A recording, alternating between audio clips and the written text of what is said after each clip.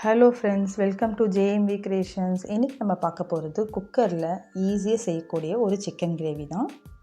இது பிகினர்ஸாக இருந்தால் கூட நீங்கள் ரொம்ப ஈஸியாக பண்ணிடலாங்க. சிக்கன் நல்லா சாஃப்டாக இந்த மாதிரி கையில் தொடும் போதே சிக்கன் இந்த மாதிரி உடஞ்சி வரும் பாருங்கள்.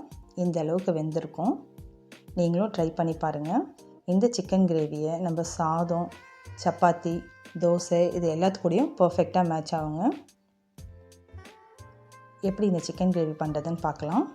நம்ம சேனலில் போடுற வீடியோஸ் பிடிச்சிருந்தா நம்ம சேனலை லைக் பண்ணுங்கள், சப்ஸ்கிரைப் பண்ணிவிட்டு பாருங்கள் ஃப்ரெண்ட்ஸ். வாங்க இப்போ எப்படி பண்ணுறதுன்னு பார்க்கலாம். ஒரு கடாய் வச்சுக்கோங்க. 2 ஸ்பூன் ஆயில் சூடானதும் அதில் கொஞ்சமாக மிளகு சீரகம் ஒரு அரை ஸ்பூன் சேர்த்துக்கோங்க. அதிலே சின்ன துண்டு பட்டையும் 2 கிராம்பு போட்டு கொஞ்சமாக வறுத்து விட்டுக்கோங்க. இதோட நான் ஒரு 10-15 சின்ன வெங்காயமும் ஒரு பெரிய வெங்காயம் கட் பண்ணி வச்சுருக்கேன். இது ஒரு 150 கிராம் இருக்கும். அதில் ஆட் பண்ணிவிட்டு அதையும் நல்லா வதக்கி விடலாம். வதங்கிட்டு இருக்கும் போதே கொஞ்சமாக கருவேப்பிலை இலை சேர்த்துக்கலாம்.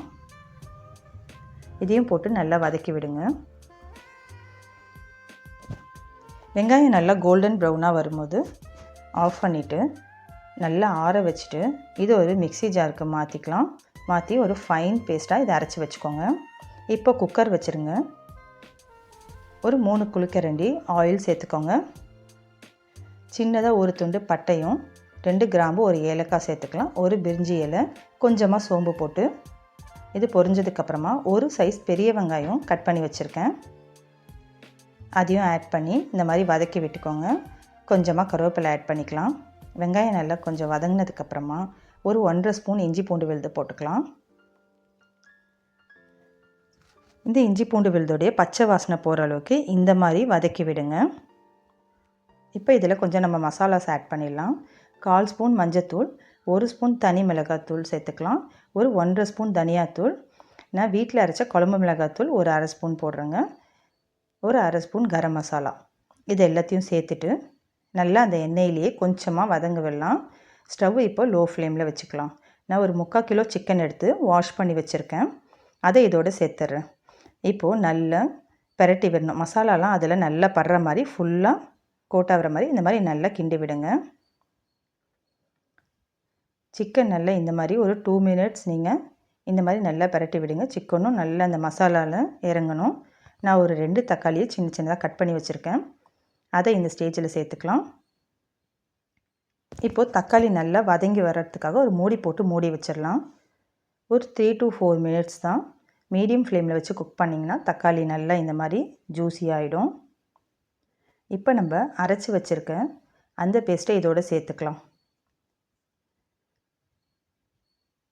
அரைச்சி வச்ச வெங்காய பேஸ்ட்டை இதோடு சேர்த்துட்டு நல்லா மிக்ஸ் பண்ணிக்கோங்க.